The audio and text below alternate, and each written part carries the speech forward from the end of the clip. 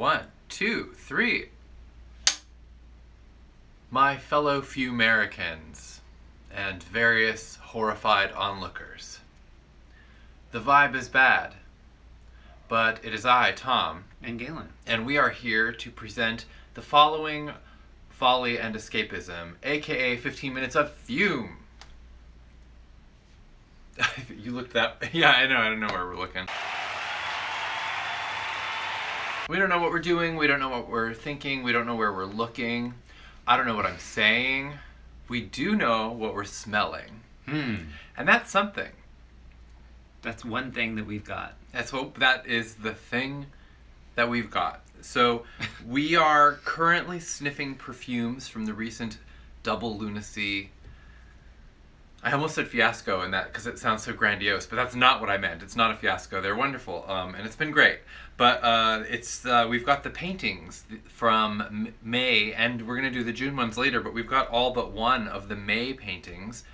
Perfumes inspired by paintings or artworks that the perfumer associates with the month of May. The merry, merry month of May. The very, very merry, merry month of May. So, it's like nice little exercise in synesthesia we've been doing, the lab has been doing forever, but particularly this year, each Lunacy release has been accompanied by a new perfumes for particular paintings that are kind of seasonally, smelly. Yeah, seasonally smelly. Putting that on my business card. Yeah. Note to self, get business card.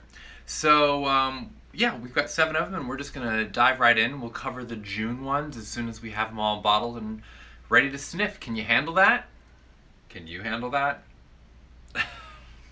Yeah, rhetorical question. Firstly then, just going in the order that they were presented in the announcement, is Black Goat enjoying a pink flower.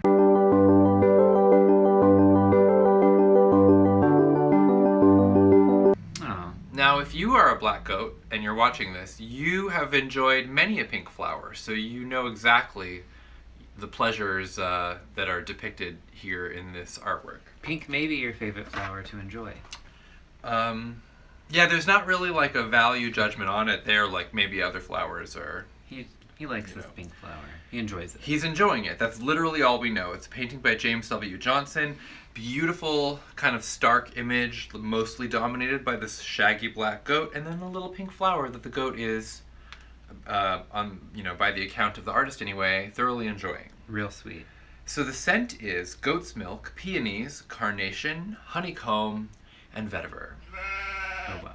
So this is the one where even from the artwork I knew I was in trouble, and it's kind of funny that it's first because I would have saved it for last because I just know. And I did smell this because it actually has overlap with the Great He Goat, which is a discontinued salon scent, which I have loved since earliest days of BPAL loving.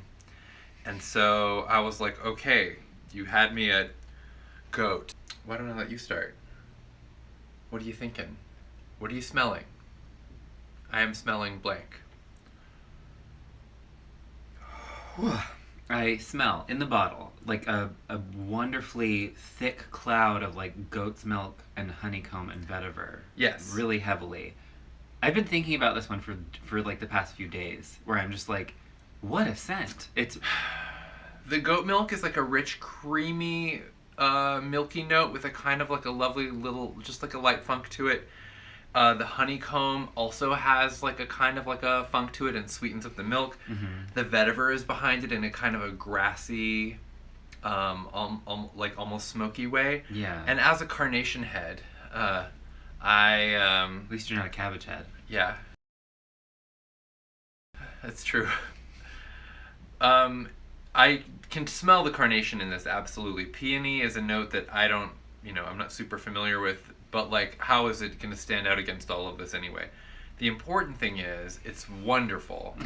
Yeah. It's like warm, and like it has like this hint of sweetness, but there's just like something really kind of like earthy and natural about it. I mean, it really has this kind of closeness where it just seems like you're up against, it's like a Totoro thing where you're up against something like large and fuzzy that smells good. Oh, I like that. That's a good comparison. You know what I mean? Yeah, there's just like, there's a heat to it, but like, It has body heat. Like a body heat, it's like, it's very comforting. I don't know. I don't know if I'm making any sense. On the skin, the carnation is like stepping out, and I have to say so is the vetiver. I mean, it's funny because often in the bottle is where perfumes are at their most intense, like oil-based perfumes, because it's all right there and it's going directly up into your brain through your nose holes. And it's funny because this one on the skin kind of like has that drop of ink in a glass of water effect where it's just going like... So for the moment, the sweetness is overwhelmed by these other notes, but I know from wearing it before, and I will go ahead and tell you, we don't always get to follow up like this, but I know an hour from now, the honeycomb is going to be just like right there. It will outlast some of these other more delicate notes. So in terms of like tone, I want to say, like the painting is really contemplative, and it has that kind of tone where it's like there's nothing bombastic or ferocious here. Even the vetiver is like nicely tame, like it brings its energy, but there's this just kind of like smooth, kind of like quiet but undeniable power to it that I find really incredible, and I found it's just like really relaxing to smell because it just seems so stable and like warm and almost protective. So Yes, that's good. Protective. this goat is not going to let anything happen to you. It's going to eat the flower, and it might nibble on your clothes. I wouldn't like leave it alone around your garbage can. Yeah. You know, it doesn't have to eat your clothes. You can put them somewhere where it would not nibble on them. Put your clothes somewhere? Like you're wearing your clothes. You said it might nibble on your clothes. Yeah, like if you're near the goat, it's probably going to chew your clothes. Has that ever happened to you? No. Oh, sweet Kaylin. Never happened to me. Well, just so you know that if you're ever around, like, this is like the old petting zoo thing from, grade school. You're like, someone's clothes are going to get eaten. And it's not going to be mine. Not anymore. Never There's again. some movie that I saw where a goat eats the kids' clothes because they go swimming. It's a really common trope in movies. Was it Showgirls? Oh, you said Yeah. Swimming. It must have been Swim Fan. Wow, both of those movies, very different by the presence of a goat. The Greg Louganis story. Yes. He just went for a little swim, You came back and was like, where are my clothes? All those Olympic All I have is swimmers, a goat. they wear the tiny Speedos because otherwise the goats will eat their clothes. Mm-hmm. It has nothing to do with aerodynamics. So, shall we move on? Yeah, because I could honestly just like hang out in here all day and be like cozy. Yeah, it's. Cozy I mean, with my seriously though, it's great. Like some beautiful pastoral farmland propaganda going on here in this set. The next one from this collection is "Come Unto These Yellow Sands." Come unto these yellow sands by Richard Dodd.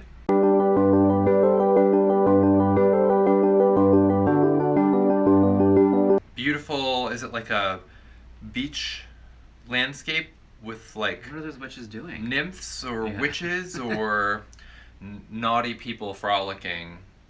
They're having a fun time. The description says, a frenzied scent, high-pitched and voluptuous, crushed sugar and bittersweet violets under a bruised blue cloud of lilac, French lavender, climbing roses, and sea salt. Are you telling me that this is a sugary marine floral? That's what I'm getting. What am I to do with this? I guess Have fun at the beach. we're going to find out. Oh, wow. Oh, okay. It's so funny how the saltiness adds like a sting to the lavender, which can be like kind of sharp anyway. Same with the rose. Lilac, violets, it's amazing. Not too sugary sweet in the bottle. I am getting like a sugared violet thing, like that gum. You know the gum. Well, yeah, those little candies that are in single white female. Right. Right. Oh wow. Yeah. It really has that frenzied, high-pitched, voluptuous. Like, she said it. I didn't even have to. Like, she's selling the scent. We're just sniffing it, and our eyes are turning into like violet-colored pinwheels, and that's it. I smell it's kind of like I can smell the lilac, lavender, and rose all kind of taking turns, and the violet, and then the sea salt, and it's just like I'm getting like the MacBook pinwheel thing. Mm-hmm. Yeah. Let's just see what the difference is on the skin. A few years ago, we did a menage that was lavender, sea salt, and sand or something. And so I like the return of the salt and the lavender again. The salty lavender strikes again. Yeah. I like a beachside lavender. It's like Jessica Fletcher if she was lesbian. That's my soda. Disco, ladies and gentlemen. Off screen. Best boy, Disco. Okay. Or worst boy. Disco, come here. Whoa. Go ahead, I'm just going to lure Okay, him. I'm getting a lot more of the crushed sugar and violets on the skin, like, immediately. Yeah, it's even more so like that gum that you buy when you're young and a snob and you're like, I'm only going to chew violet gum from now on. And then you chew it and you're like, it immediately loses its flavor. And you're just like, just kidding. Why do I get this? Back to the regular gum. Every time. I mean, it's fun, but it's not like a ride you want to go on like all the time. Fruit stripe, however. No, I'm just kidding. No, we fight about fruit stripe constantly. It's like the huge struggle in our relationship. Oh my god, this is so beautiful. It really is. It's I'm not losing it. super. So there's like, don't be scared of the aquatic, quality of this. It's just kind of a hint of sea salt. I think there was something like that in the Liliths this last year. Wasn't there like a sea salty lavender? Oh, probably. I mean, This really has a mood It's a though. blur. It's like when you're at the beach and the sky is dark because there's a storm happening like over there, and it's not affecting you over here, but it's still like aesthetically like changes every single memory you have about that day. That's the perfume for me. You ready to move on? yeah, I mean, like, again, I could hang out here for a while. It's just...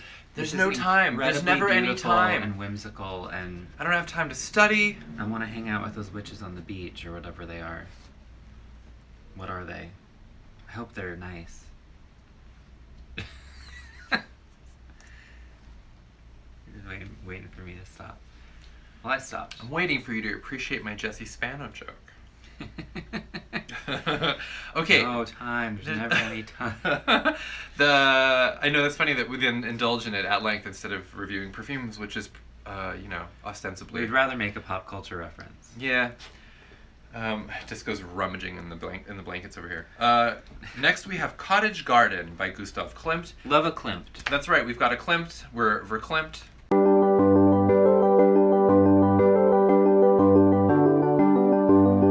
And the scent is electric poppies, Gerbera daisies, or is it Gerbera? I haven't watched like enough British television to know what to say. Gerbera. Maybe I've watched so much that I just know I'll get it wrong. Gladiolas, anemone, bluebells. You might knock those blankets off into the light. Okay, Disco, no industrial accidents, please. We're just trying to film. Sweet pea and dahlias, clustered with twining green vines, red mandarin peel, soft mosses, and crushed wild grasses. Well, that sounds like a cottage garden. Just to an me. incredible... I mean, I have never really been to a cottage with a garden this robust, and that is its own sadness. It's just among my sadnesses. This is as close as I'll ever get, but I do get to have this, so I should count myself very, very lucky, I guess. Oh! Wow, it really reminds me of that Queen of May that we That's did. Exactly what I was going to say. Although, I mean, like, there's so many different components in Different. here. But like that same But it's kind that of like same whoosh of, like, fresh floral. buried under an avalanche. Yeah. Of like, and I do love I'm the here. the mandarin peel though is really nice because it just gives it this like little twist that takes it out of the realm of the completely like floral, grassy, mossy, and gives it some Like a zing. a bright, like just like it's like someone just throws a mandarin and like bounces it off your forehead. Disco, come here. We got this. No one's coming in. Here. Someone's talking outside. It's fine. It's just They're allowed to do that. it's actually just really boring. Neighbors in the common area. No, not on his watch. Here, go chase that treat. Okay, I'm gonna put some on the skin. We're gonna see what happens. Oh, it's just so beautiful. This is like a great warm weather scent, and it's also kind of so heady with all these different flowers and such that it is almost weirdly too much. It's like got that New Orleans florals in the afternoon quality where you're like, I can't believe that I am doing this, and yet it is so intoxicating and extravagant that I also must do it. You know? It's like a real, like, presence to bring. We love you. Yeah, he's okay. He's just very excited. Crushed wild grasses. That's, like, really where, like, some of the real, intensity is coming in this, because there's, like, juices. What about those twining green vines? It's like you can barely smell the flowers over all the cut stems, and isn't that kind of cool? Twining green vines. TGV. I can smell the sweet peas. That's funny because, like, the moment you said that, I was like, something just sweetened up on here, like, instantly, and it has to be that. Yes. And that's nice. Just, like, a very gentle... Wow. The grass notes can sometimes also sweeten up a bit on the skin, and then this, like... I was going to say the mandarin, but except for it's mandarin peel, so I doubt that's going to be a source of sweetness. It's great because it never tips over, though, into, like, something super pure perfumey. It really still smells, again, like you're just, like, out there and someone just rode a John Deere across a meadow of wildflowers, and you're just like, wow, I wish that they had just left them alone, but, like, the smell is, like, absorbed so heavily into your brain. You know, it's like its own beautiful form of madness. There is no end to the madness, I feel. We've got a lot of these, so I'm going to cook right along if that's fine with you. Yes. Because you're just lost in your own, like, botanical erotic madness. Speaking of erotic madness, we're going to the return of Persephone.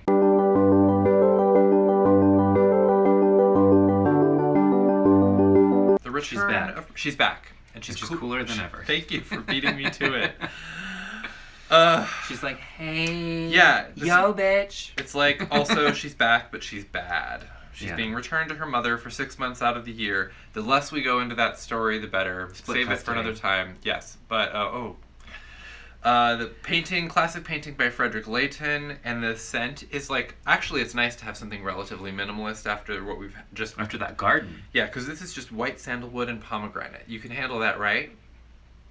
I think so. Okay, should be fine. Can you handle that, Disco? All right, it's the pomegranate that's the problem. It's like every Persephone scent that anyone ever makes for all time, it's going to be like, and pomegranate, wink. And she's like, oh, God, that was one time. If we didn't do it, though, everyone would complain and be like, I don't know, is this really even a Persephone scent, or did you just, like, put her name on it? Did you consult with her? For, like, marketing at purposes. The pomegranate is the marketing. Weirdly, the sandalwood and the pomegranate are, I think, other notes from the Great He-Goat, that other one that I like.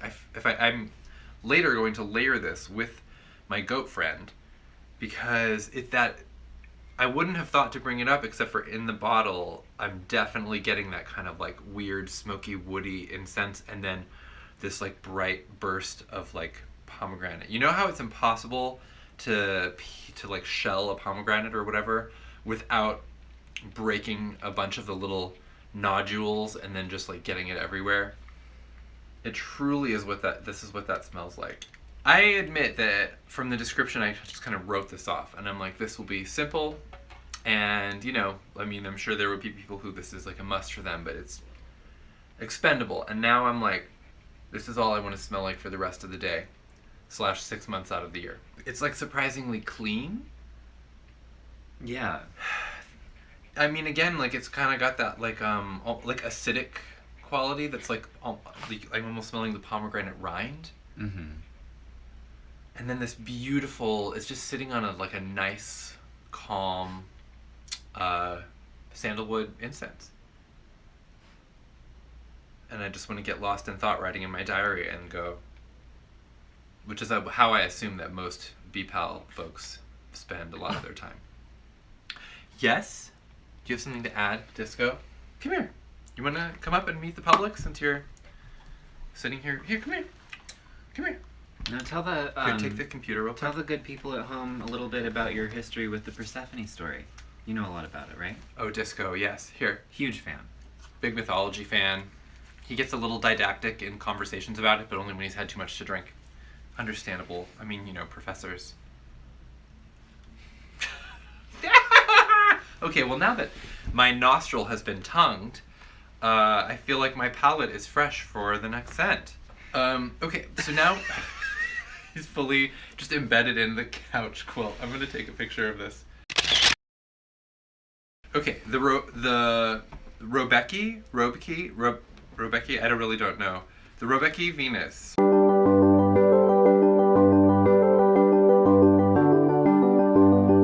Robeki, correct me, internet. Diego Velázquez's painting it's like a great, like, kind of voyeuristic picture of a nude woman from behind as she looks in the mirror at herself, and the mirror is held up by Little little cherubic baby Galen. And you look so pretty today. Please get out of bed. The scent is ambergris, tea roses, vanilla silk, white sandalwood, labdanum, and red currant. Well, you had me at vanilla silk. It's gonna be like a really decadent, like, loll around in bed all day. Yeah, really. This is the scent of someone who cannot be bothered to get up. Which I'm like, hell yeah. I don't know if you can hear his, like, wild panting. He is digging up a storm in a pile of blankets. Rummaging my estate sale quilts. Okay, let's go for it. Oh, wow. Oh, okay, that's some ambergris.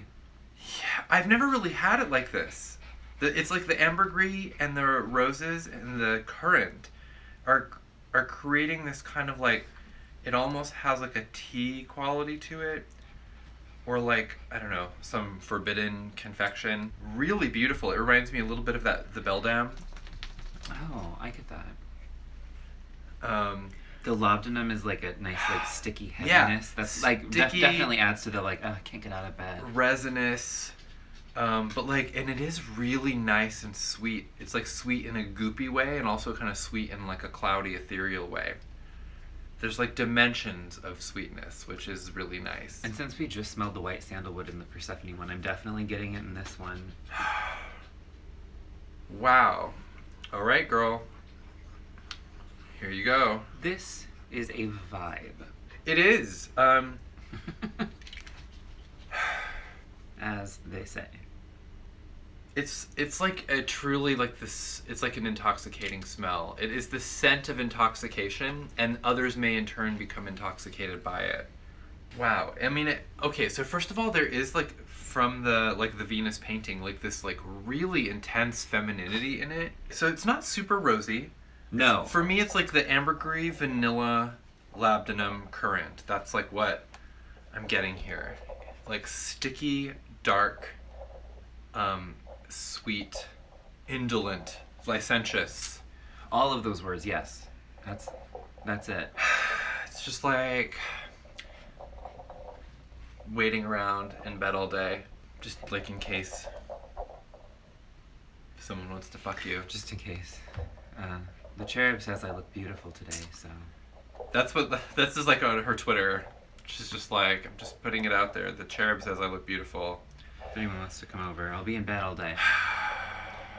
The silk is interesting because it really does put you in the bed. Yes.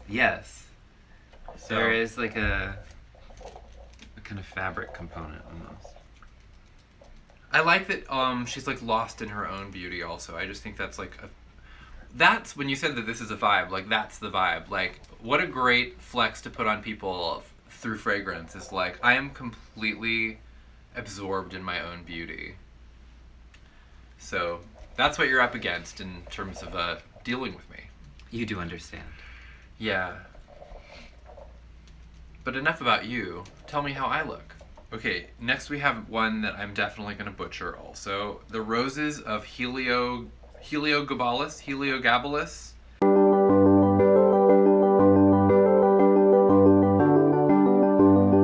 I'll never know. I could learn something ahead of time. There's so much preparation that goes on that this is like, I feel like maybe I'm in denial about what awaits me with these videos until the last minute. But anyway, this is a painting by Lawrence Alma Tadema that just depicts another kind of like a weird fantasy orgy scenario of people just like celebrating. Lots of petals. But like in a very low energy way. Yes, they're all laying down. In a blizzard of rose petals. It says, a crushing, suffocating deluge of rose petals, violets, and narcissus. A clink of marble, clink, and a dribble of spilled wine. Man, Beth is making May sound like a really, really, really fun month. Right. I did not experience it that way. But belatedly, I'm catching the wave. Wow. It's so funny because I've been deluged by various flowers so many times in this video alone already. I'm almost just like, at this point, just like on the rocks, like, you know, a beached whale. It's interesting how much the marble stands out to me. In the bottle. Anyway, yeah. I'm catching, I mean, this is rosier than that last one. Mm-hmm. Violet. It better be with that deluge. Narcissus, like, sobers it up a little bit. I've always found that to be, like, relatively serious scent. And then the wine is in there kind of, like, making it smell a little bit like a party happened here. So, we're going to get some of this on the old fingertip. Apply it to some uncontaminated skin. Whew. It's funny how the wine really takes this out of like the other ones that were much more just like in nature, and this is much more like festivities have commenced, and the festivities do happen to revolve around, you know, being crushed and suffocated by flower petals. But I bet that's how the wine got spilled. There's just like a real glimmer of sweetness in there, and that marble, like you said, like yeah. I like that note. Yeah, that stone note. It's very distinct. It really, yes, it does really set like an atmosphere to it. It does, and it creates some like nice conflict in the scent because you've got like these like soft, you know, petals, and then this like cool, immovable, inflexible surface. Yeah.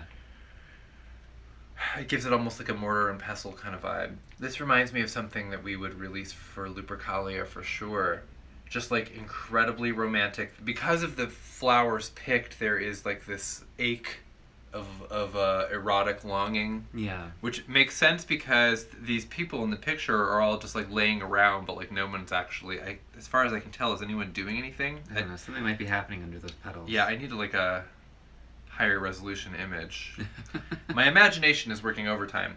Yeah, just like really fresh and zingy, and then there's just kind of like depth to it also underneath. So I mean, it is very perfumey also though. Like this is like a true like. Yeah, I mean with roses and violets, that's a scent boom. That's going to be a perfumey effect for sure. Yes. But definitely a unique perfumey effect. Well, good luck with your deluge. That just leaves us with one, which is one I was really excited about when I saw it. Young woman powdering herself.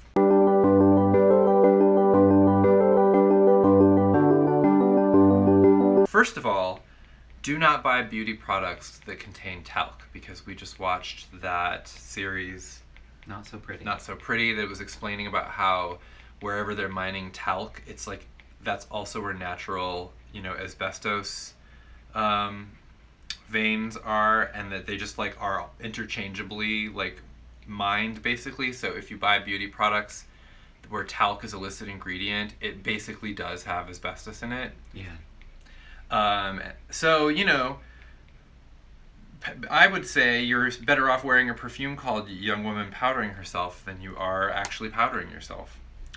Although you can buy talc-free powders and beauty products, which I have done ever since watching that docuseries on HBO. So that's my soapbox related to Young Woman Powdering Herself. You go out there, young woman, and you powder yourself, but, you know, do it wisely. This is a painting by Bertha Morisot. I can't pronounce, is it French? French names? Sure. Bertha. Rosewater, gardenias, and dusting powder. I like this because she does look like a very young woman, but you can also tell already because of just like the makeup and everything that it's actually making her look older, which of course for a lot of young women is the entire point of getting all done up to look like a grand lady. She's just like... But then from the shoulders down, she looks like a little girl in a nightgown. It's very funny. Right. Yeah. Rosewater, gardenias, and dusting powder. So, I just love the Lab's rosewater note. Yeah. I'll follow it into battle. Oh, it smells wow. powdery, like my nose actually almost like Wow. clenched against it, like trying to block out particles. I love it because so many scent notes can go powdery on people, or like smells like baby powder or whatever is like a common complaint about particular perfumes. or how they evolve, and we've made one that just leans full bore into the idea of like, you know what, bitch, this smells like powder. It's in the name, it's in the description. So if you don't like this because it smells powdery, guess who's wearing the wrong perfume? That rosewater scent is just gorgeous. Yeah. And then the gardenias are kind of more suggestive of like an open window somewhere. Beautiful, like just air moving on like a warm day. Dusting powder. Huh. Oh my god, I really like that powder note. I wish my Drew Barrymore's Flower Beauty talc-free powder smelled more like this. I want more. Wait, You didn't even get any. I have not even put it on. Sorry, it's just all on me.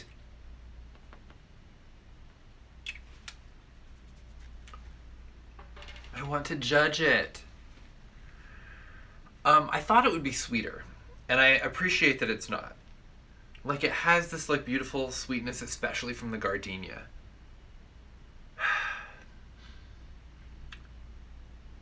But it really smells to me like the room in the painting also.